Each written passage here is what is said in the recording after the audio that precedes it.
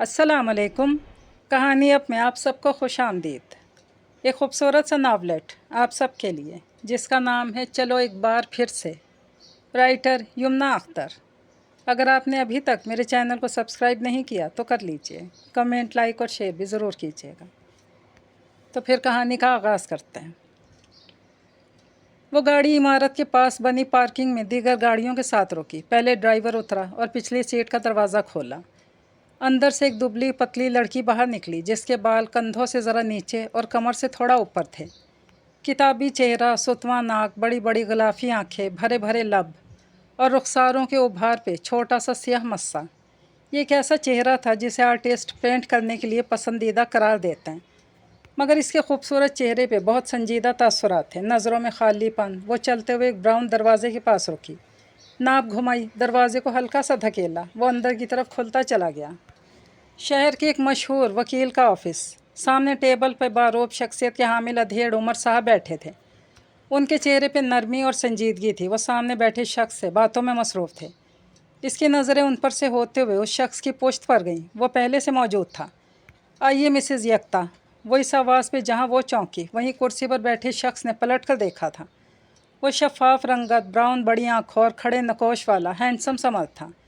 اس کی نظریں مسلسل یکتا کے چہرے پر ٹکی تھی اور یکتا کی اس پہ۔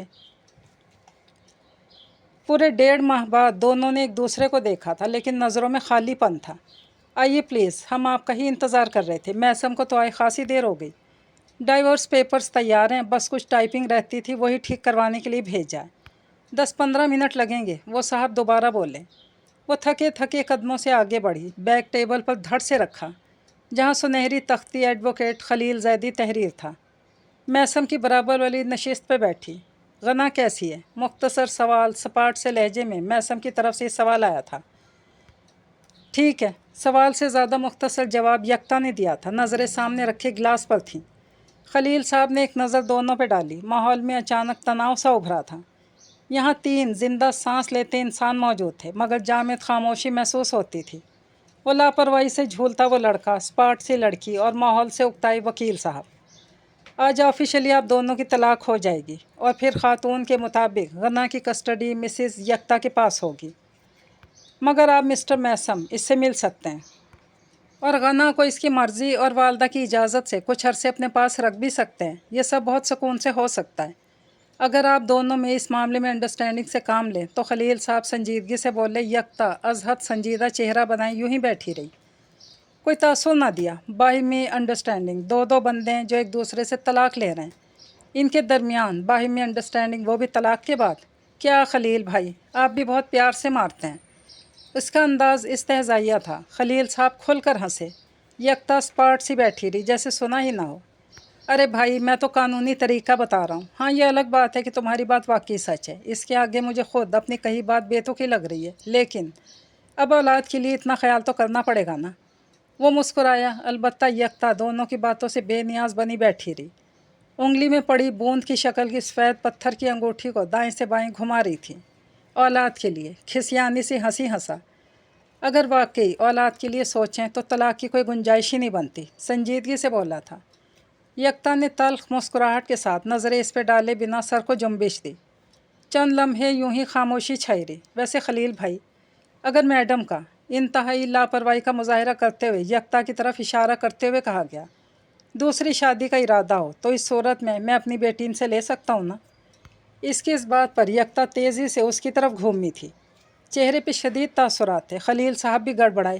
ایکسکیوز می، دہاڑنے والے انداز میں بولی تھی، اور ایسے میں اس کی آواز تیز مگر بھیگی سی محسوس ہوئی۔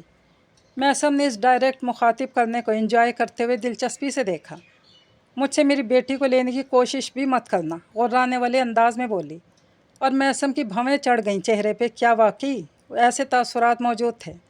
وہ میری بھی بیٹی ہے اور تمہاری کسی بھی ایسے ایکٹ کی صورت میں لیگلی اسے لے سکتا ہوں، اسے کسی بھی صورت سوتیلے باپ کے حوالے نہیں کر سکتا۔ وہ نظریں جمائے لفظ چبا کر بولا۔ خلیل صاحب موقع کی نزاکت دیکھتے ہوئے خاموش رہے۔ مرنے سے پہلے بھوت مت بنو میسم، وہ غرانے کے انداز میں ٹیبل پر ہاتھ مار کر بولی۔ اپنی بیٹی سے میں تمہیں ملنے دے رہی ہوں، اسی کو بہت سمجھو، لینے کا تو سوچنا بھی مت، اسپاٹ لہجے میں بولی تھی۔ میسم نے چند لمحے دیکھا، کچھ بولنے کے لیے لب کھولے، Mr and Mrs Maisam please, Khalil Sahib نے درمیان میں ہاتھ اٹھا کر دونوں کو ٹوکا۔ مسز میسم، وہ صرف سچویشن کی بات کر رہے ہیں، اتنا اوور ریئیکٹ مت کریں، خلیل صاحب نے پرسکون انداز میں کہا تھا۔ یکتا نے انہیں گھور کر دیکھا۔ ایسی کوئی سچویشن کبھی نہیں ہوگی، میں کوئی شادی وادی نہیں کر رہی ہوں، پلیز ایسی کوئی خوش فہمیاں نہ پال لی جائیں، اور پلیز میرا نام یکتا غوری ہے، مجھے اسی نام سے پکاریں، میرا پرانا نام بار بار مت لیں، جتلاتے لہجے میں بولی تھی۔ میسم کے لبوں پر ہلکی سی مسکان ابھری تھی۔ سوری مسز، دراصل میں آپ کو آپ کے مسز میسم کے نام سے بلا سکتا ہوں کیونکہ اب تک آپ کی اور ان کی طلاق ہوئی نہیں ہے، آپ ان کے نکاح میں ہیں، لیکن سوری، میں اب دھیان رکھوں گا۔ میسم مسلسل کرسی پر جھول رہا تھا، مسکراہٹ مستقل لبوں پہ جمی تھی۔ چند پل اور، وہ ٹھنڈے لہجے میں بولی تھی۔ اف یکتا، تھوڑی دیر صبر کر لو، بس چند پل اور ہیں، اس نے چھیڑنے والے انداز میں کہا۔ یکتا ناگواری سے دیکھ کر رہ گئی۔ ویسے خلیل صاحب، اگر ان کا دوسری شادی کا ارادہ ہو تو میں اپنی بیٹی لمحے بھر کو بھی ان کے پاس نہیں جانے دوں گی، کیونکہ مجھے بھی اسے سوتیلی ماں کی شکل دکھانے کا کوئی شوق نہیں، یکتا نے نہایت ناگوار تاثرات کے ساتھ چڑے ہوئے لہجے میں کہا، اور میسم کا ایک فلک شگاف کہا گونجا۔ ناقص العقل خاتون، جو شخص اپنی پسند، محبت، مرضی سے کی گئی شادی کو نہیں سنبھال سکا، اسے ٹوٹنے سے نہیں بچا سکا، وہ دوسری کیا کرے گا؟ کیوں خلیل بھائی؟ میسم نے مسکراتی نظر اس پر ڈالی۔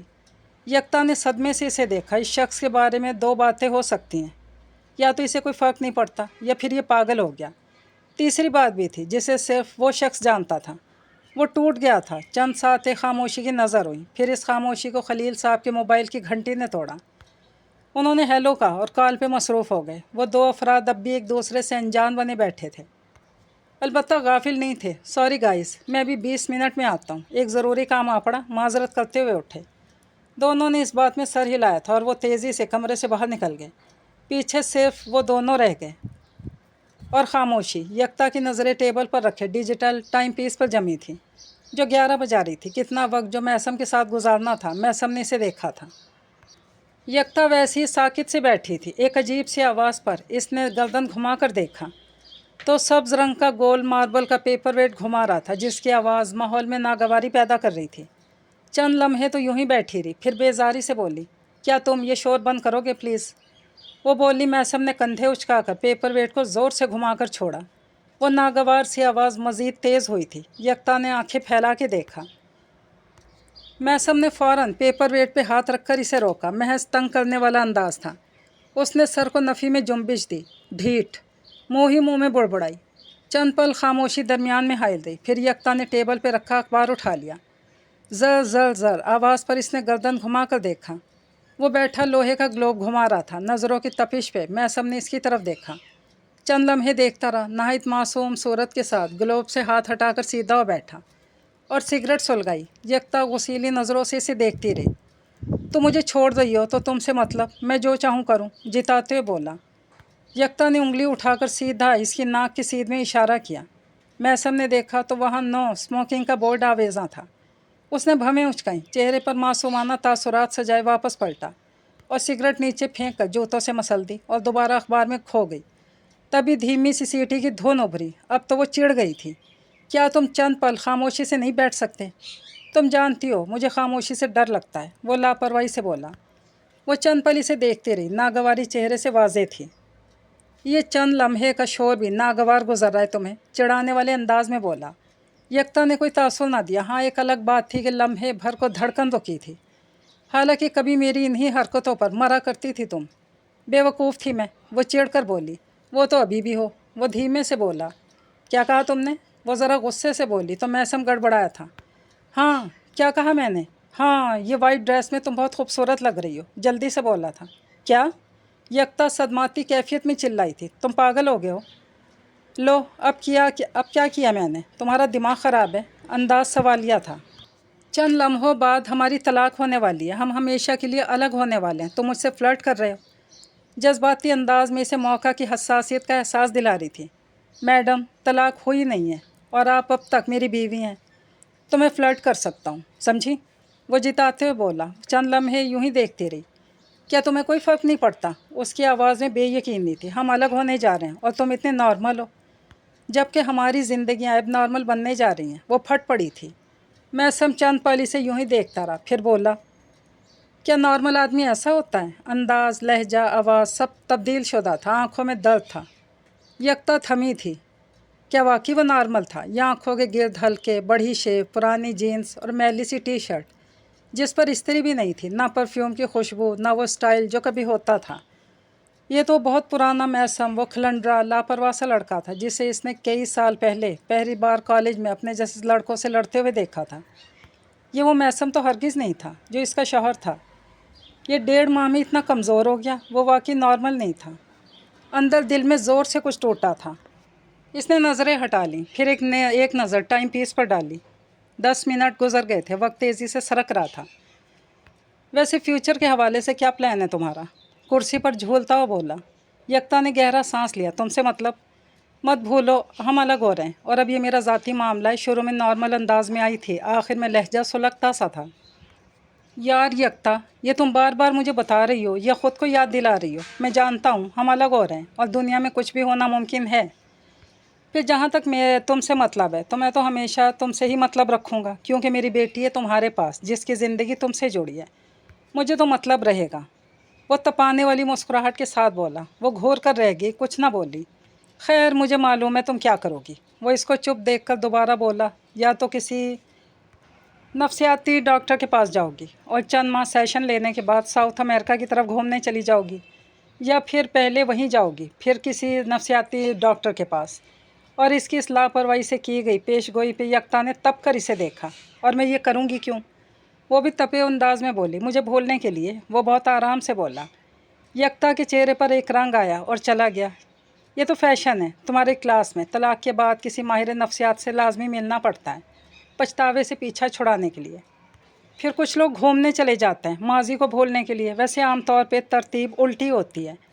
वो कहकर रुका और यकता इसे घूरते वापस अखबार पे नज़र डालने वाली थी कि वो जल्दी से दोबारा बोला।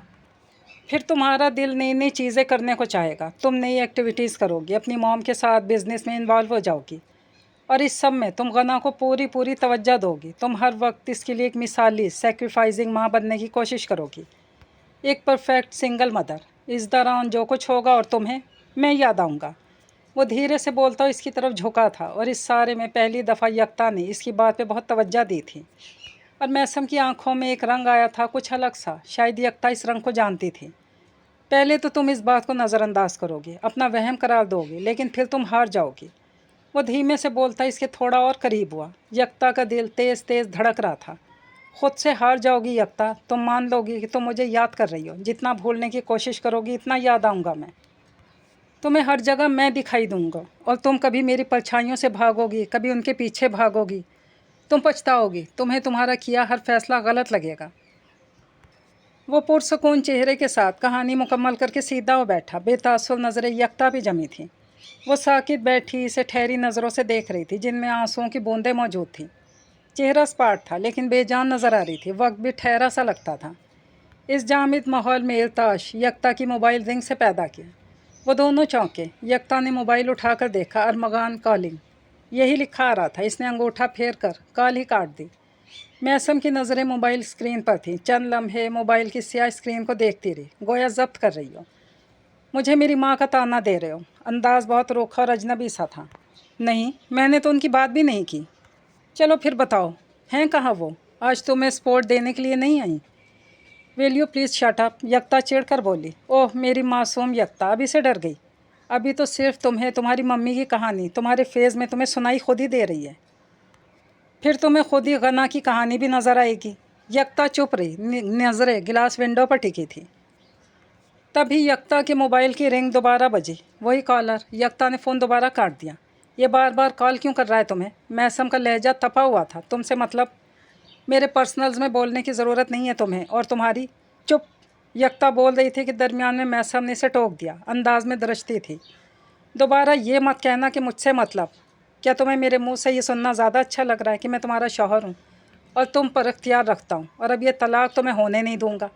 देखता हूँ जो कर सकती हो कर लो। वो सीधा हो बैठा। यकता आंखें फाड़ी से देख रही थी। क्या कहा तुमने? इसकी नज़रों, आवाज़, अंदाज़, लहजा सब में बेयकीनी शामिल थी। इसी पल इसका फ़ोन दोबारा बजा था और अब के मैसम ने हाथ बढ़ाकर इसका फ़ोन उठाया और कॉल रिसीव करके फ़ोन कान से लगा लिया। अगर कोई बार बार फ़ोन काट रहा है तो इसका मतलब है वो बात नहीं करना चाहता है। और आइंदा अगर मेरी बीवी को फ़ोन किया ना तो मुंह तोड़ दूंगा तुम्हारा। सख्त लहजे में बोलकर सीधा वो बैठा। वो खामोशी से इसे देख रही थी। मैसम का रूप बहुत जाना पहचाना सा लगा था। हाँ, अरसे पहले वो इसी मैसम से यूनिवर्सिटी में मिली थी। वो मुसलसल फ़ोन हाथों में घुमा रहा था। कुछ कहना था लेकिन कहना बहुत मुश्किल लग रहा था।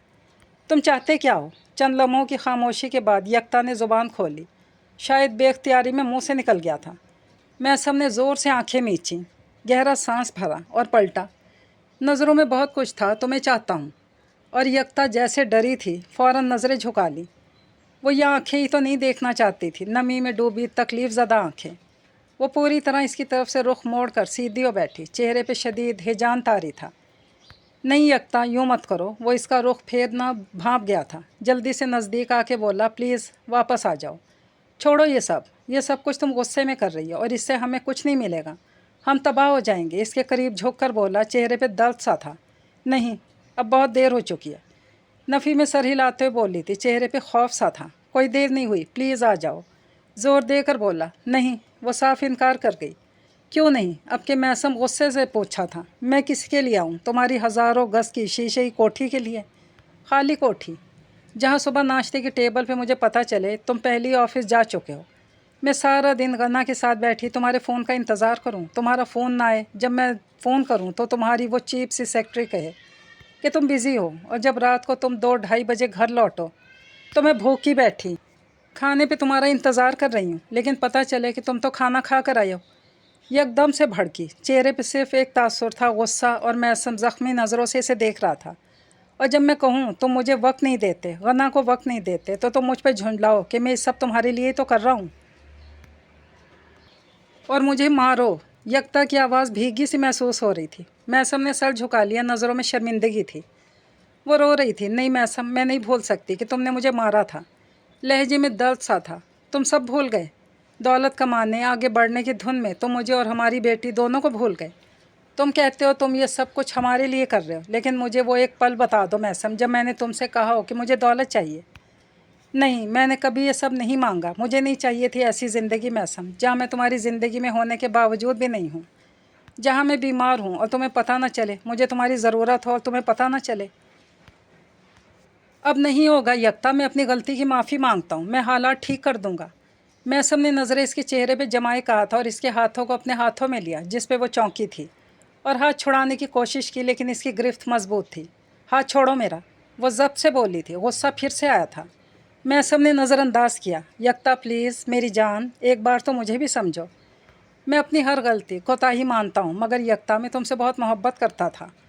मुझे नहीं अच्छा लगता था कि तुम मेरे लिए इतना कुछ छोड़कर मेरे पास आई हो, फिर मेरे पास आके तुम तंग दस्ती के हालात में गुजारा करो। तुम महल जैसे घर की रहने वाली थी, शहजादियों वाली ज़िंदगी जी थी तुमने, और तुम्हें सब जचता था। इसीलिए तुम्हें मुझसे ज़्यादा अहम ये सब लगा, और मेरी ज़िंदगी इन सब चीज़ों के बगैर अधूरी लगी, और तुम चल दिए ये सब लाने। वाह! यकता दरमियान में इसकी बात काट कर बोली। हाथ अब तक इसके हाथ में थे। ये कोठी, गाड़ी, दौलत, ये सब तो मेरी माँ के पास भी था, मगर इनके पास मेरे लिए वक्त नहीं था। मुझे कभी बाबा नहीं मिले। उन्होंने अपनी दौलत मुझे दी और दौलत देने के लिए हमेशा राब्ता रखा, कभी अपना वक्त नहीं दिया। मैं कभी बहुत अच्छे दोस्त नहीं बना सकी, क्योंकि किसी के भी पास किसी के लिए वक्त नहीं था। फिर मेरी ज़िंदगी में तुम आए। वो शुरू हुई तो तेज़ लहजे में बोली, मगर अब आवाज़ धीमी होने के साथ भीग भी गई थी। और तुम्हारे पास मेरे लिए ढेर सा वक्त था। तुम घंटों मेरी बातें सुनते थे, मेरी हर तकलीफ़ समझ जाते थे। वो भी समझ लेते जो अनकहा होता था। इसके लहजे में यासियत थी, वो कहीं दूर खोई सी लगती थी। मैं सारा दिन घर की उल्टी सीधी सफाई करती थी, और तुम दिन में 10 दफ़ा मुझे फ़ोन करके कभी मेरा हाल पूछते, कभी काम का पूछते, कभी कभी बस तंग करने के लिए।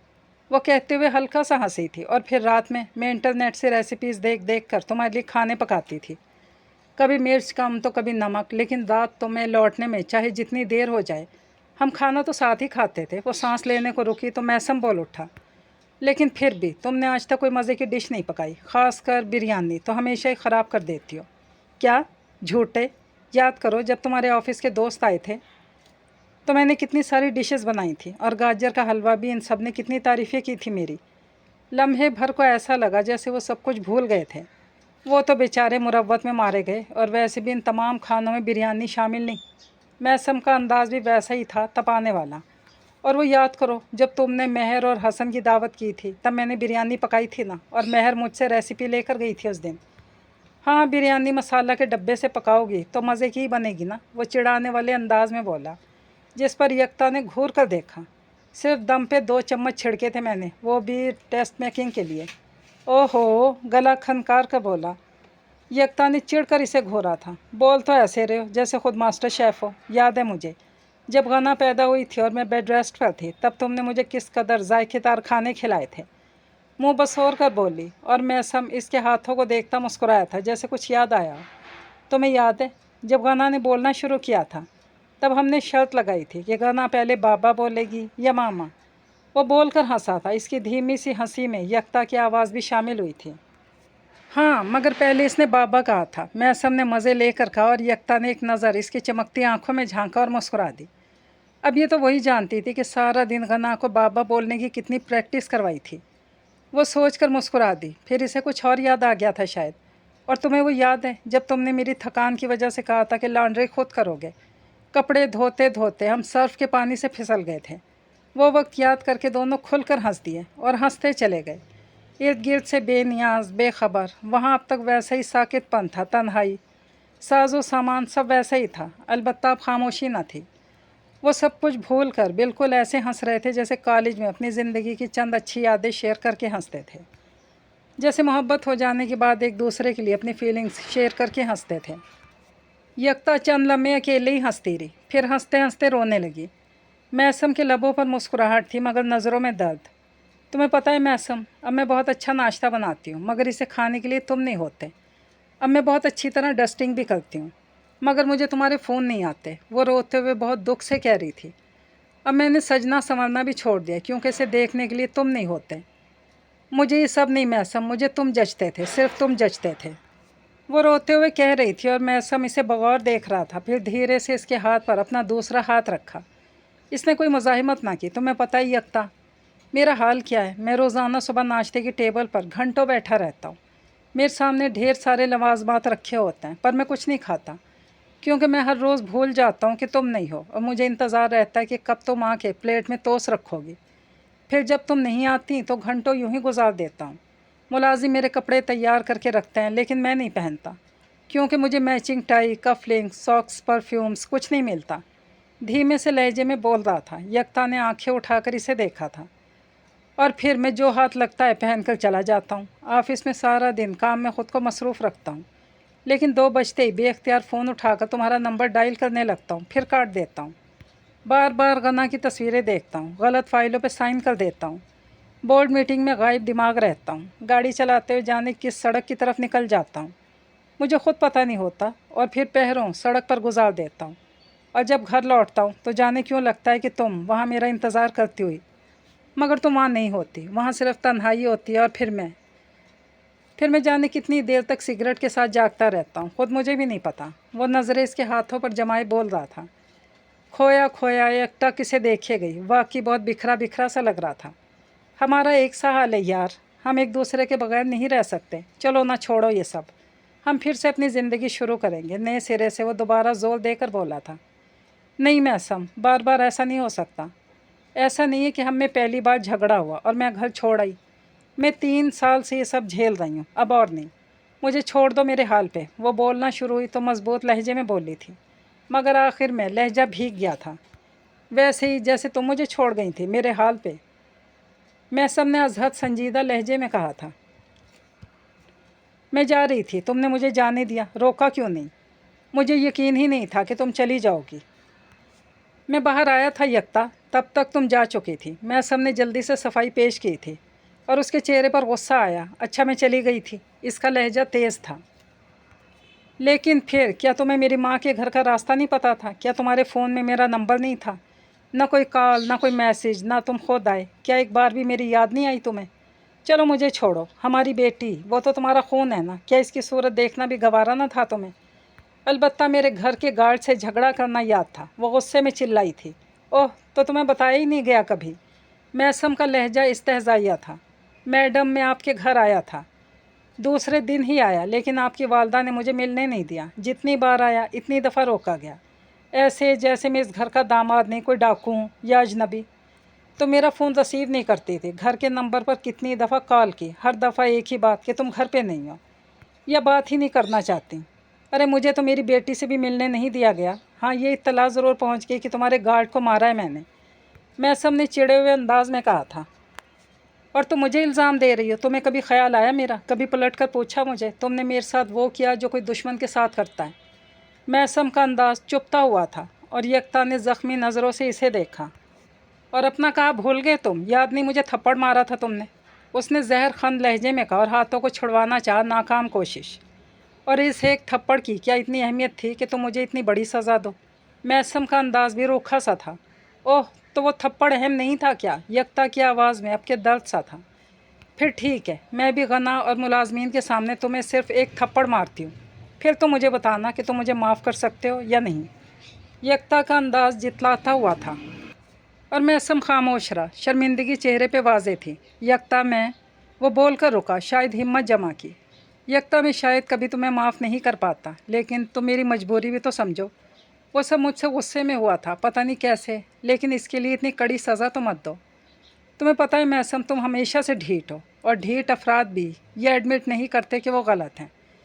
वो हर मामले में अपने लिए गुंजाइश निकाल लेते हैं, भले उन्होंने कितना ही किसी का दिल दुखाया हो। मैसम इसे घूर रहा था। हो गया तुम्हारा तज्जिया? अंदाज तोर्च था।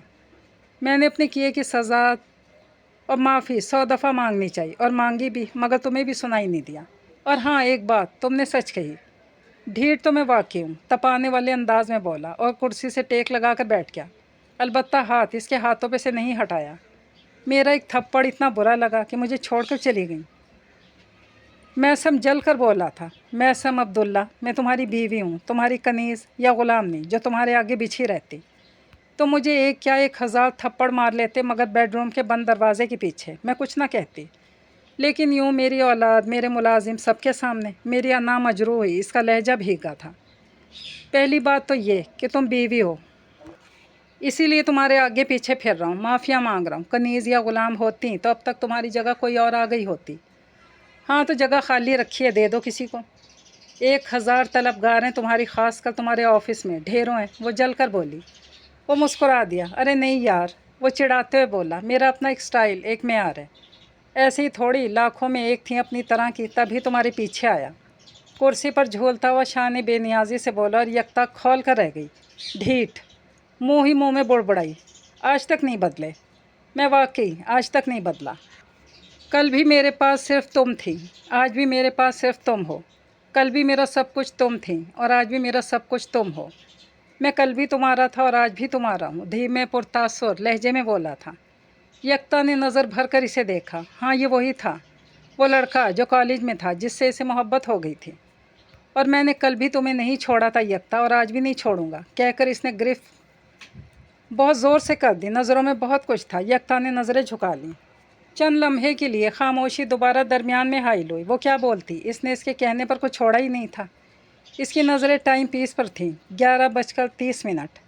वो इसके साथ वक्त गुजारना नहीं चाहती थी, लेकिन अब इसे लग रहा था कि बहुत वक्त गुजर चुका है। मगर ये महज 20 मिनट पर मुश्तमिल था ये वक्त, तो क्या इसके साथ वक्त ठहर गया था? इसकी नज़रें टाइम पीस से होती हुई अपने हाथों पे गई थी, जो अब तक इसकी गिरफ्त में कैद थे। मैं मानता हूँ मैंने गलती की, बहुत बड़ी गलती, तुम्हें दुख दिया, धीमे लहजे में बोल रहा था।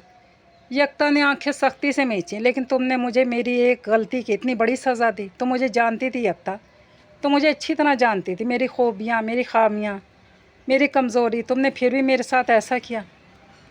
तुम जानती थी कि मैं कितना डरपोक शख्स हूँ, और तुम फिर भी मेरे डर के हवाले कर गई। तुम जानती थी मैं तुम्हें और गना को खोने से डरता हूँ, तुम्हारे बगैर ज़िंदगी जीने से डरता हूँ। तुम मुझे इस डर में तन्हा छोड़ गई, और इस अकेलेपन ने मेरे अंदर अजीब अक्खड़ मिजाजी, शिद्दत पसंदी भर दी। अगर कभी कोई मुझसे हमदर्दी से पेश आता तो मुझे इसकी हमदर्दी तंज और ताना लगती।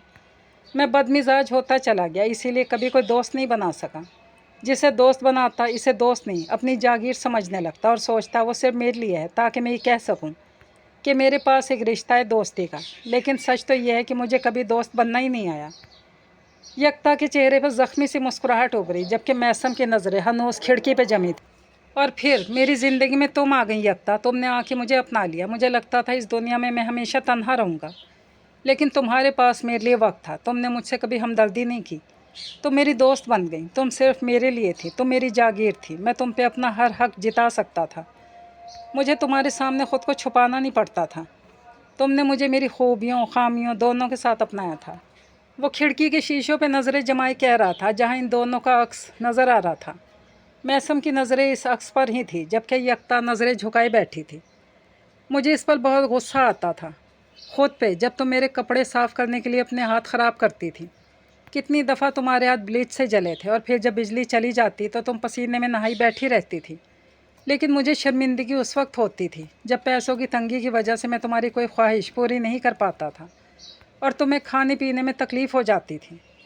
बेअख्तियार यकता की पलकों में टिके आंसू इसके हाथ पर गिरे थे। मैं ऐसा मुस्कुराया। तुम्हें क्या लगा कि मुझे नहीं पता चलता था? हालांकि तुमने मुझसे कभी फरमाइश नहीं की, लेकिन कहाँ कहाँ अपना दिल मारा है मेरी खातिर, मुझे सब पता है। और वो पल मुझे तोड़ देता था। शदीद नदामत होती थी कि क्या ये मोहब्बत थी? मोहब्बत देती है और मैंने ले लिया। आराम और सुकून की ज़िंदगी छीन ली तुमसे। क्या इसलिए इतनी मोहब्बत से शादी की थी कि ज़िंदगी दूँ?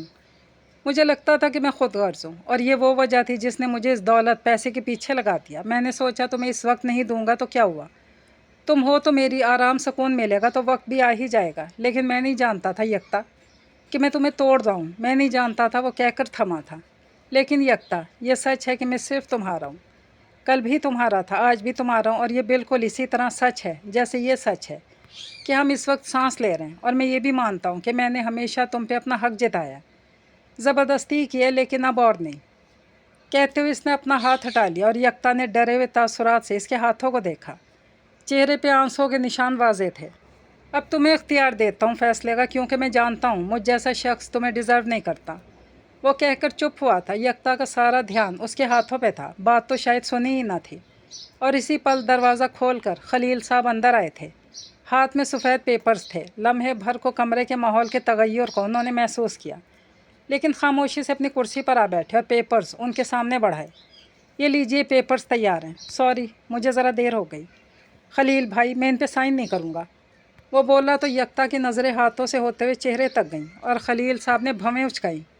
यकता, तुम्हें फ़ैसले का अख्तियार है। वो इसकी तरफ देख कर बोला, लेकिन मैं ये अख्तियार नहीं लूँगा, क्योंकि मैं तुम्हें खो के जी ही नहीं सकता। वो कहते हुए उठ खड़ा हुआ और यकता की नज़रें इसके साथ हरकत कर रही थी। बस एक बात यकता, तुम वो वाहिद इंसान हो इस दुनिया में जो मुझसे मोहब्बत करती हो। तुम मेरी वाहिद अपनी हो, और तुम जानती हो तुमसे जुदा हो के मैं सिर्फ तबाही की तरफ जाऊंगा। सो प्लीज़ मुझे अपने हाथों से बर्बाद मत करो। आगे तुम्हारा हर फैसला मुझे मंजूर है। वो कहकर रुका नहीं, चला गया। यकता ने घूम के पीछे देखा। वो जा चुका था। दरवाज़ा खुला था। क्या वो सचमुच चला गया? धड़कन बेतरतीब हुई थी। मिसेज़ यकता, जलील साहब की आवाज़ पर वो पलटी।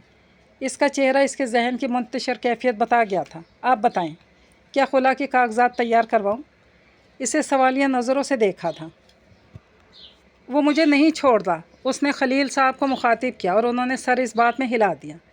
नज़रें जांचती हुई सी थीं। लेकिन आप इन्हें छोड़ना चाहती हैं? खलील साहब ने ऐसे कहा जैसे इसे याद दिलाया, और एक साया सा यकता के चेहरे पर लहराया। खलील साहब ने गौर से इसे देखा। मिसेज़ यकता, क्या आप इन्हें छोड़ सकती हैं? खलील साहब ने धीमे लहजे में पूछा था, और यकता चौंकी थी। क्या वाकई वो कभी भी इसे छोड़ सकती है? और इसी पल इसके मोबाइल की रिंग बजी थी। मॉम कॉलिंग तहरीर था। इसने स्क्रीन पर चमकते नंबर को देखा। खलील साहब की नज़रें भी मोबाइल पर थी। मेरा ख्याल है मुझे खुला के कागजात तैयार करवा लेने चाहिए। खलील साहब गहरा सांस भरते हुए बोले थे, और यकता ने मोबाइल स्क्रीन देखते हुए आंखें बंद की थी। चेहरे पे कर्ब वाज़ेह था। मैसम ड्राइविंग सीट पे बैठा था। सर सीट से टिका था और मुसलसल बुड़बुड़ा रहा था, आएगी आएगी आएगी। तभी गाड़ी का दरवाज़ा खुला और अंदर यकता आके बैठी। मैसम ने हड़बड़ा कर आँखें खोली। तुम आ गई? बेयकीन नज़रों से इसे देख के बोला। खुशी चेहरे पे वाज़ेह थी। मॉम के घर चलो, स्पर्ट लेजे में बिना देखे बोली, और मैसम तपा। लिफ्ट लेने आई हो? वो जलकर बोला। मेरे ड्राइवर को भगा कर कह रहे हो कि लिफ्ट लेने आई हूँ? यकता भी तप कर बोली। हाँ, तो जब इस बेचारे का काम नहीं तो खड़ा क्यों था यहाँ? मैंने कह दिया कि कोई तलाक नहीं हो रही। वो चला गया। मैसम ने सादा से अंदाज में कहा और गाड़ी स्टार्ट करते हुए बोला। वो खोल के रह गई। मॉम के घर चलो, वहाँ से गना को लेना है। वो स्पार्ट से लहजे में बोली। وہ تو میں نے انہیں پہلے ہی کہہ دیا کہ میری بیٹی کو تیار رکھیں، میں اپنی اور آپ کی بیٹی دونوں کو لے جاؤں گا اپنے ساتھ۔ یکتا نے آنکھیں پھیلا کے اسے دیکھا۔ ڈھیٹ، زیادہ خوش مت ہو، میں تمہارے لیے نہیں اپنے لیے آئی ہوں، سمجھے؟ یکتا نے جتانا ضروری سمجھا۔ میسم مسکرایا۔ ایک ہی بات ہے، دھیرے سے بولا، اور یکتا کے چہرے کے اعصاب ڈھلے اور نرم تاثر چہرے پر آیا۔ وہ اس کی طرف گھومی۔ اور ایک بات اور، آئندہ کبھی بھی میرے ہاتھوں سے اپنے ہاتھ مت چھڑانا، میں ڈر جاتی ہوں، یکتا نے جذب سے کہا، اور میسم نے گاڑی کو جھٹکے سے بریک لگایا۔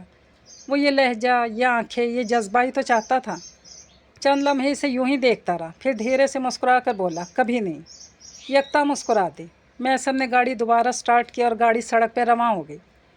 اپنے خاموش کیبن میں بیٹھے خلیل صاحب مسکراتے ہوئے ان سادہ کورے کاغذوں کو دیکھ رہے تھے جنہیں یکتا طلاق نامہ سمجھ رہی تھی۔ اسی لمحے ان کے موبائل کی بیپ بجی۔ انہوں نے فون اٹھا کر دیکھا، میسم کا ٹیکسٹ تھا۔ وہاں مختصر سا تھینکس لکھا تھا۔ یہ کہانی اپنے اختتام کو پہنچی۔ اجازت چاہوں گی۔ اللہ پاک حافظ۔